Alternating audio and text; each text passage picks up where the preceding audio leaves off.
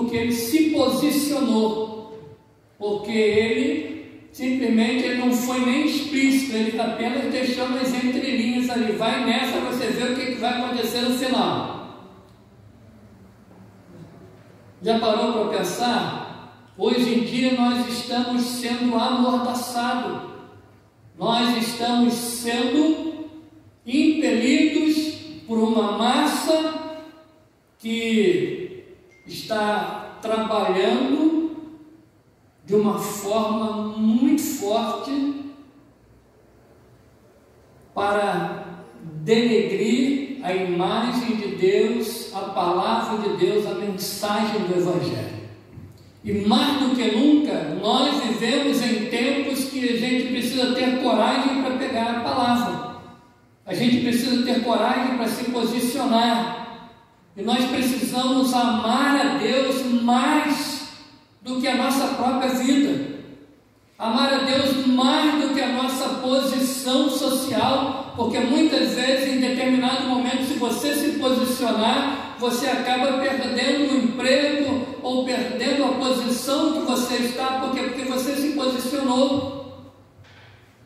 Mas a palavra de Deus diz: bem-aventurados sois vós quando vos injuriarem, perseguirem e mentindo disserem toda sorte de males contra vós, exultai-vos e alegrai-vos, pois será grande o vosso galardão nos céus, porque assim fizeram com os profetas que foram antes de vós.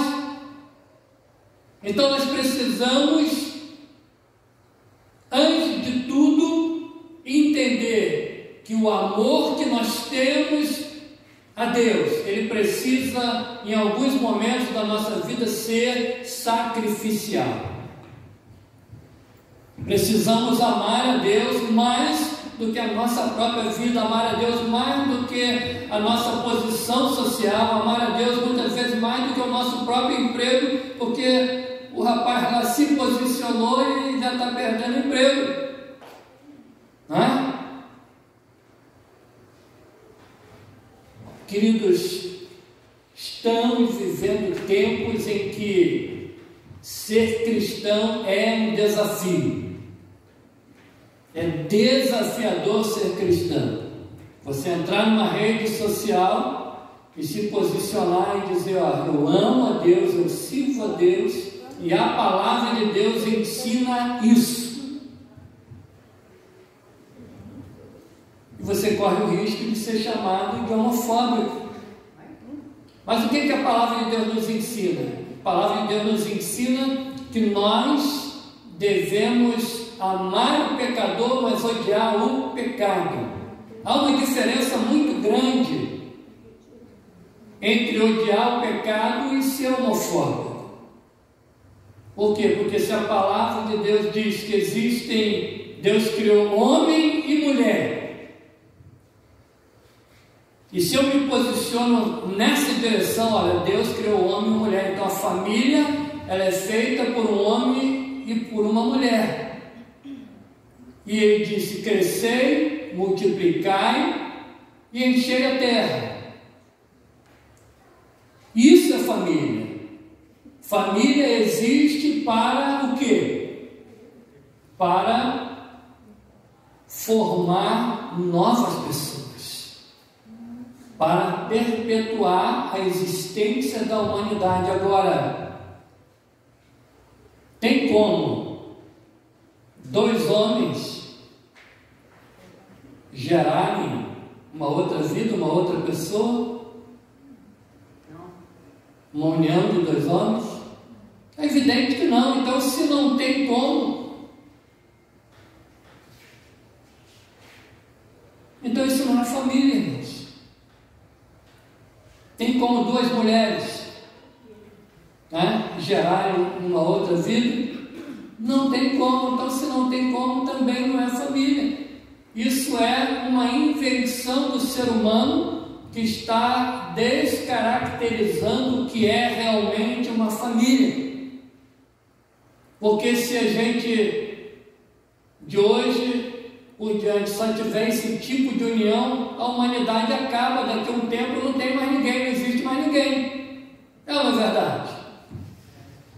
A humanidade acaba, extinguida. E foi para isso que Deus criou o ser humano? É evidente que não. Deus falou: crescer, multiplicar, encher a terra. A terra estaria cheia se a gente tivesse apenas esse tipo de união? Com certeza não. Queridos, então, isso que a gente está ensinando aqui é a palavra de Deus, mas para ensinar a palavra de Deus, o que a gente precisa fazer? Precisa ter coragem, precisa se posicionar como servos de Deus, como filhos de Deus. É lógico que nós não estamos aqui, tá, para fazer discriminação de ninguém. Cada um tem o livre-arbítrio dado por Deus para escolher o caminho que vai seguir, a forma como vai viver a sua vida, e nós não estamos aqui para discriminar, estamos aqui para amar essas pessoas, respeitar essas pessoas e respeitar também a decisão delas. Ponto. Queremos que elas vivam e sejam felizes. Agora queremos também que as pessoas respeitem a nossa visão bíblica, a nossa visão da palavra de Deus. E assim a gente consegue viver em harmonia. Lá na Babilônia existiam 3 homens chamados Sadraque, Mesaque e Abednego. Esses 3 homens foram confrontados em relação à fé que eles tinham em Deus, em relação ao amor que eles tinham por Deus. O rei Nabucodonosor mandou que fosse construído uma estátua de 27 metros de altura. Imagine uma estátua de 27 metros. Essa igreja ela tem 9 metros de altura. 3 vezes 9, 27. Então uma estátua 3 vezes mais alta do que esta igreja. E quase 3 metros de largura. 2 metros e 7 de largura. Então uma estátua gigantesca. E ele fez um decreto que quando tocasse os instrumentos, a gaita de fole, e todos aqueles instrumentos que tinham naquela época, a flauta, a lira, quando os instrumentos fossem tocados, todos, indistintamente, todos do seu reino deveriam se prostrar onde quer que estivessem e adorar aquela estátua. E ele falou: quem não adorar será lançado na fornalha de fogo ardente. Queridos, foi um decreto, e o decreto naquela época era irrevogável, ninguém podia revogar aquele decreto. Sadraque, Mesaque e Abednego souberam dele, e teve uma época que eles estavam no local público e os instrumentos tocaram e todo mundo começou a se ajoelhar e adorar, se ajoelhar e prostrar. Mas esses 3 homens, eles decidiram que não se ajoelhariam e não se prostrariam diante de nenhuma estátua, nenhum Deus que não fosse o Deus Todo-Poderoso, Criador dos céus e da terra. E eles não se prostraram. E alguns astrólogos viram aquilo e foram e denunciaram eles para o rei.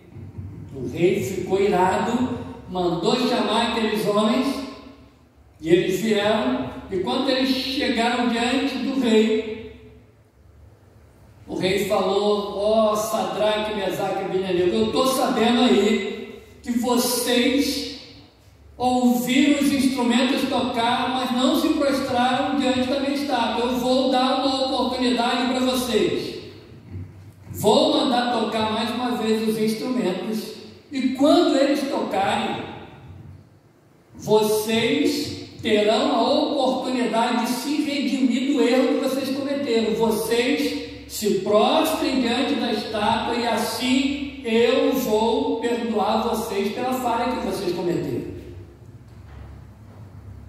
Porque se vocês não se prostrarem, vocês serão lançados na fornalha de fogo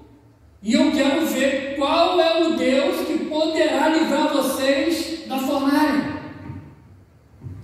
E aqueles homens viraram para o rei e falaram: ó rei, respeitamos muito você, a sua autoridade, mas queremos lhe dizer uma coisa: o nosso Deus, a quem nós servimos continuamente, se Ele quiser nos livrar, Ele tem todo o poder e Ele tem condições total de nos livrar.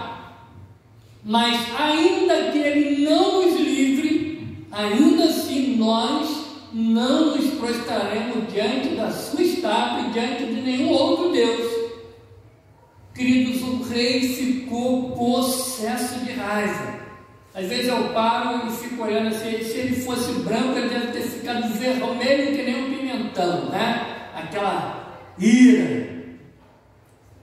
E ele mandou que se aquecesse a fornalha 4 vezes mais do que o normal. Mandou que os soldados mais fortes do seu reino pegassem Sadraque, Mesaque e Abednego e lançassem na fornalha. E ele falou: isso tem que ser logo, hoje, agora, é urgente. E aqueles soldados pegaram eles e foram carregando, e quando eles lançaram aqueles homens na fornalha, a fornalha estava tão quente, o fogo estava tão alto, que os homens que lançaram Sadraque, Mesaque e Abednego na fornalha, eles morreram queimados, caíram ali na hora e morreram. E quando aqueles homens caíram na fornalha, eles caíram de pé, e quando eles caíram de pé, eles começaram a andar ali como se estivessem na sala da casa deles. E o rei, junto com os seus servos, a elite, a nata do seu reino, estava lá olhando, e ele arregalou o olhão, e ele falou: meu Deus, o que é isso? Não foram 3 que nós jogamos lá dentro? E os seus serviçais que estavam próximos dele: rei, foram 3. E por que agora eu vejo 4? E o 4º homem é semelhante ao Filho de Deus, aos anjos. E ele ficou atemorizado quando viu aquilo. E ele gritou: Sadraque, Mesaque e Abednego, servos do Deus vivo. Olha a mudança de tratamento, querido. Servos do Deus vivo, saiam daí. E aqueles homens vieram andando e saíram da fornalha. E quando eles saíram da fornalha, foram lá examinar. Eles examinaram aqueles homens e nem mesmo um fio de cabelo do braço daqueles homens estava queimado, irmãos. Quando eu leio esse texto, eu me arrepio todo, eu vejo a grandeza do Deus que nós servimos, o poder do Deus que nós servimos. Esse Deus é tremendo. Queridos, quando a gente decide honrar Deus, quando a gente decide entregar a nossa vida para Deus, quando a gente decide amar a Deus acima da nossa própria vida, Deus olha lá dos céus e Ele desce, Ele envia o seu anjo para nos honrar também. Foi isso que Deus fez com aqueles homens. Às vezes a gente fica com medo de honrar a Deus, e muitas vezes a gente deixa de ser abençoado, deixa de ver a manifestação sobrenatural de Deus na nossa vida, porque nós estamos amando mais a nossa vida do que o próprio Deus. Nós estamos amando mais as coisas deste mundo do que o próprio Deus, e nos esquecemos que tudo que temos, tudo que somos e aquilo que viemos a ser vem de Deus, depende de Deus e não de nós.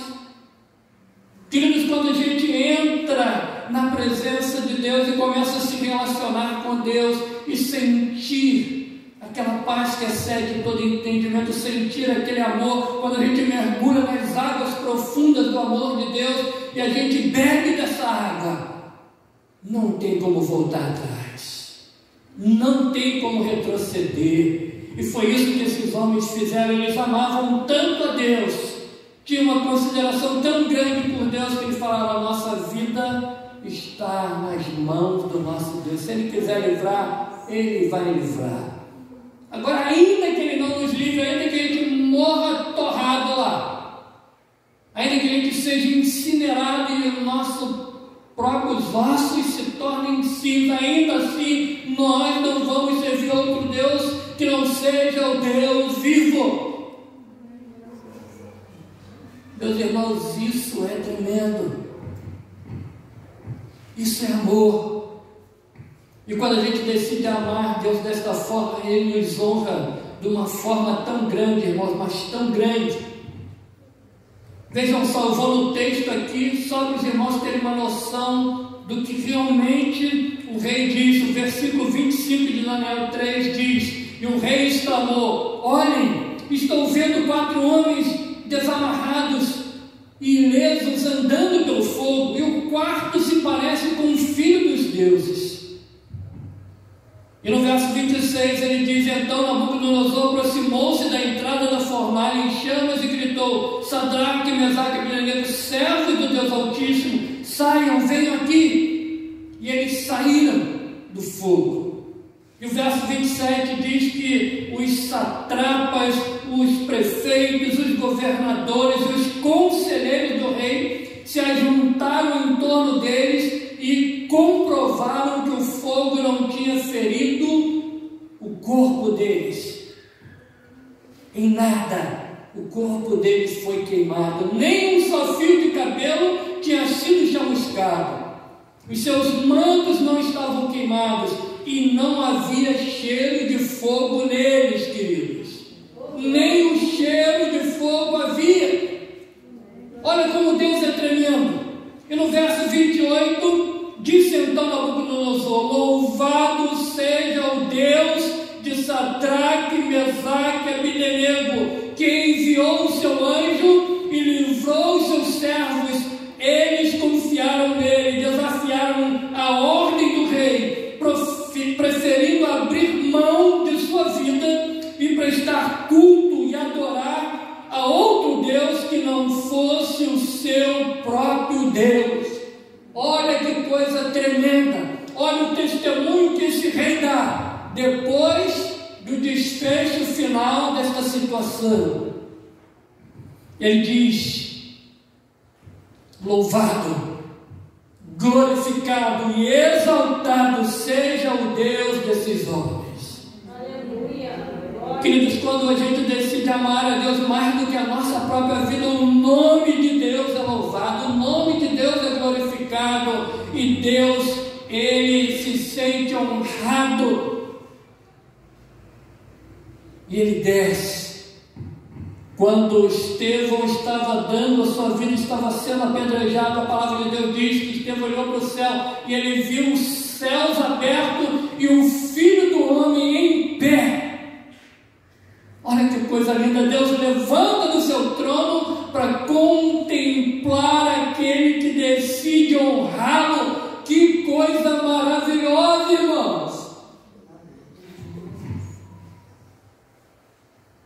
O caso de Sadraque, Mesaque e Abednego, Deus poupou a vida dele, livrou. No caso de Estevão, Deus permitiu que ele fosse morto, mas Deus se levantou do seu trono para honrar aquele homem, para receber ele na sua glória. O nosso Deus, Ele é tremendo, é o Rei dos Reis, é o Senhor dos Senhores. E vejam só o desfecho final. O rei diz: por isso eu decreto que todo homem de qualquer povo, nação e língua que disser alguma coisa contra o Deus de Sadraque, Mesaque e Abednego seja despedaçado e sua cabeça seja transformada em montes de entulho, pois nenhum outro Deus é capaz de livrar alguém dessa maneira. Amém, irmãos? Amém. Nenhum outro Deus é capaz de livrar alguém desta maneira. Só o Senhor é Deus, só o Senhor é Deus, só o Senhor é Deus. Ele é tremendo, queridos. E diz no verso 30: então o rei promoveu Sadraque, Mesaque e Abednego na província de Babilônia. Queridos, Deus, Ele nos honra em todos os sentidos. Se a gente for olhar para a história de José do Egito, quanta luta, quanta dor aquele homem passou sem ter merecido, sem ter feito nada para merecer ser vendido pelos irmãos.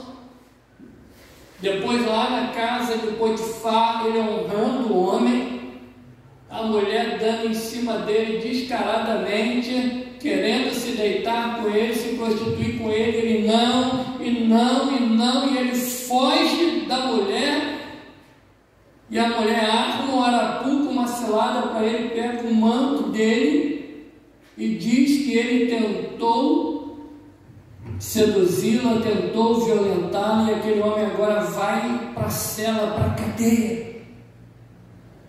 E lá na cadeia, mesmo lá, aprisionado, sem ter culpa nenhuma do que fez, aquele homem continua honrando a Deus, continua amando Deus, e ele honra a Deus de uma forma tão grande que ele passa a ser o administrador da cadeia. E aí interpreta o sonho de dois homens, o padeiro e o copeiro. E depois que ele interpreta, ele diz para o copeiro: olha só, quando você for restituído a sua posição de copeiro, lembra de mim.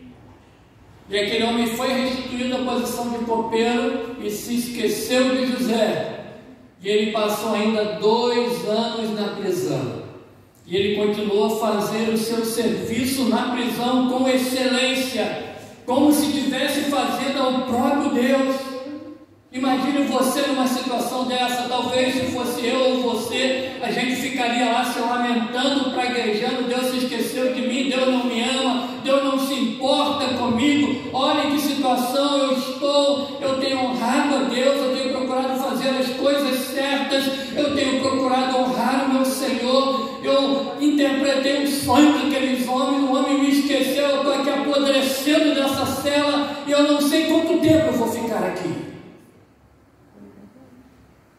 Ele não tinha, queridos, nenhuma noção do tempo que ele ficaria preso ali. Ele não tinha noção do seu futuro. A única coisa que tinha no coração daquele homem que consolava ele, que ele sabia em quem ele estava crendo, e ele sabia que ele era poderoso para fazer infinitamente mais do que tudo que pedimos, pensamos ou imaginamos. E ele sabia: em algum momento desta trajetória, Deus vai me honrar por eu estar amando Ele acima da minha própria vida. E isso consolava o coração dele, isso acalmava a alma dele, isso fazia com que ele acreditasse que dias melhores viriam para ele. E chega um momento em que o rei sonha, e ninguém no reino conseguiu interpretar o seu sonho. E aquele copeiro lembra: ó rei, hoje eu me lembro dos meus pecados, dos meus erros. E o rei falou: por quê? Porque lá na prisão onde eu estava, tinha um homem hebreu que ele interpretou meu sonho e interpretou o sonho do padeiro, da forma como ele interpretou aconteceu. E eu esqueci de falar disso para o Senhor. Ele pediu para me falar, mas eu não falei mais. Hoje eu estou falando: rei, manda chamar esse homem. E vem José lá na cadeia, se coloca diante do rei, e o rei fala para ele: você, estou sabendo aí que você é capaz de interpretar sonhos, é verdade? E José olha para ele e fala: ó rei, isso não vem de mim. Isso não depende de mim, é Deus, o Deus que eu sirvo, o Deus que eu amo, o Deus que está dentro de mim, Ele que interpreta os sonhos, as visões, e é Ele quem vai dar a resposta que o rei precisa. O rei conta o sonho, e logo, imediatamente, Deus dá a revelação para José, e José diz para o rei exatamente qual era a interpretação do sonho. E depois que ele dá a interpretação, ele diz: ó rei, o sonho é duplo. porque Deus se apressa em fazer. Eu posso dar uma sugestão para o rei, e o rei falou, dê a sugestão, ele falou, olha, seria muito bom que o senhor colocasse um homem sábio e entendido à frente do seu povo, para que ele administre o momento de fartura que vem por aí, vem 7 anos de fartura, e que esse homem crie celeiros e recolha a quinta parte de tudo que for produzido, para que quando chegar o tempo de seca, então exista no teu reino mantimento suficiente para que ninguém morra de fome. E o rei falou, muito boa sugestão. Quem no meu reino seria mais sábio do que este homem que está diante de mim, que revelou esse sonho? A partir de hoje, José, você será governador sobre todo o Egito. Você será o segundo no meu reino, e ninguém no meu reino fará nada sem o seu consentimento, sem a sua aprovação. Você será o meu governador. Irmãos, que coisa gloriosa! Como Deus honra aqueles que o amam, como Deus honra aqueles que se colocam à sua disposição. Por isso, queridos, eu volto a dizer, vale a pena amar a Deus acima da sua própria vida. Vale a pena amar a Deus, vale a pena se dedicar a Ele. Às vezes a gente pensa, ninguém está me vendo, ninguém sabe o que eu faço as coisas e parece que ninguém valoriza. Querido, não é nenhum ser humano que vai te valorizar. Veja bem, José estava lá na cadeia, no cárcere, e ninguém estava vendo ele. As únicas pessoas que estavam vendo José eram os prisioneiros que estavam lá junto com ele e o carcereiro, mais ninguém. Mas a pessoa mais importante do universo estava vendo. Deus estava vendo. A palavra de Deus diz que os olhos do Senhor, eles passeiam por toda a terra para mostrar-se forte para com aquele cujo coração é totalmente dele. Os olhos do Senhor estão sobre você, meu querido. Deus te ama, Deus te vê. Lá na sua casa, quando você dobra o seu joelho, ninguém está vendo, Deus está te vendo. Quando você chora aos pés do Senhor, Ele está te vendo. Quando você clama, Ele está te vendo. Quando você decide honrá-lo acima dos seus próprios interesses, Deus está te vendo. Quando você pega a sua Bíblia e começa a ler, e começa a meditar, e começa a orar, e começa a chorar, Deus está te vendo. E Ele é a pessoa mais importante do universo. Não importa o que os outros estão fazendo, estão falando, ou estão dizendo de você, o que importa é o que Deus sabe sobre você. É isso que importa. Por isso, querido, trabalhe isso no seu coração, no mais profundo do seu ser. Ame a Deus de todo o teu coração, de toda a tua alma, de todo o teu entendimento. Ame a Deus como se a sua vida dependesse totalmente disso. E eu ouso dizer, ame a Deus mais do que a sua esposa, ame a Deus mais do que o seu marido, ame a Deus mais do que o seu filho, porque Abraão foi provado por Deus nesta área. Deus falou, Abraão, eu quero te pedir uma coisa. Abraão, peça, Senhor. Abraão, pega teu filho,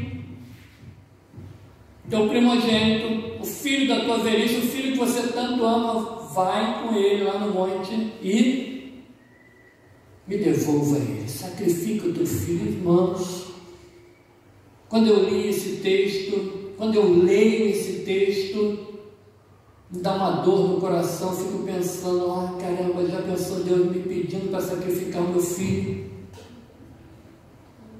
Você já parou para pensar Deus pedindo você, para você sacrificar o seu filho, a sua filha, aquela pessoa que saiu, mãe, das suas entranhas, filho querido, amado? Abraão não titubeou. Na madrugada do dia seguinte, ele cortou lenha, pegou seus servos e foi. E quando ele estava, para resumir, quando ele estava subindo o monte, só ele, o filho carregando a lenha, o cutelo na mão, o fogo, o filho fala: pai, eu estou vendo aqui o cutelo, eu estou vendo a lenha, eu estou vendo o fogo, mas eu não estou vendo o cordeiro. Onde está o cordeiro? E Abraão virou para ele e falou: meu filho, Deus proverá para si um cordeiro. Deus proverá. Quando chega lá em cima, e eles preparam o altar, botam a lenha, provavelmente Isaac já era um adolescente. Ele falou: caramba, deve ter virado para o pai e falado: pai, eu já percebi que eu sou o cordeiro para o sacrifício. E provavelmente o pai deve ter balançado a cabeça assim, talvez não tenha dito nenhuma palavra, porque no momento desse um pai fica sem palavras. E eu creio que Isaac deve ter facilitado o serviço, deve ter sentado sobre o altar. E deve ter deitado ali, e o pai pegou o cutelo para tirar a vida do seu próprio filho, quando ele levantou para o alto. E ele estava disposto a fazer isso, porque ele cria que o mesmo Deus que deu o seu filho na sua velhice, que teve poder de tirar das entranhas da sua esposa Sara um filho depois de 90 anos, depois que tinha cessado todo o trabalho de parto na vida daquela mulher, era o Deus que tinha o poder de ressuscitar. Ele cria de todo o coração que Deus ressuscitaria seu filho. Quando ele levantou a faca para tirar a vida do seu filho, Deus bradou lá do alto: Abraão, não faça nenhum mal do seu filho, porque agora eu sei que você está disposto a dar a vida do seu filho por mim, por amor a mim, em gratidão a tudo que eu tenho feito por você. Hoje eu sei o quanto você me ama, e por isso você será exaltado. E mais uma vez eu afirmo para você que você será pai de uma multidão, e essa descendência virá desse filho que você decidiu dar a mim. Eu já considero o sacrifício realizado pelo simples fato de você ter vindo até aqui e ter levantado o cutelo. Eu não quero que você tire a vida do seu filho, eu quero te honrar, Abraão.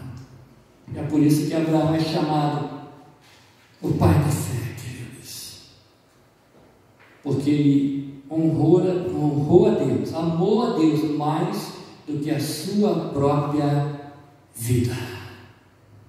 E eu quero desafiar você nesta noite a seguir o exemplo de Sadraque, Mesaque e Abednego, a seguir o exemplo de José do Egito, a seguir o exemplo de Abraão. Ame a Deus mais do que a sua própria vida, e você verá a manifestação da glória de Deus sobre você. Amém?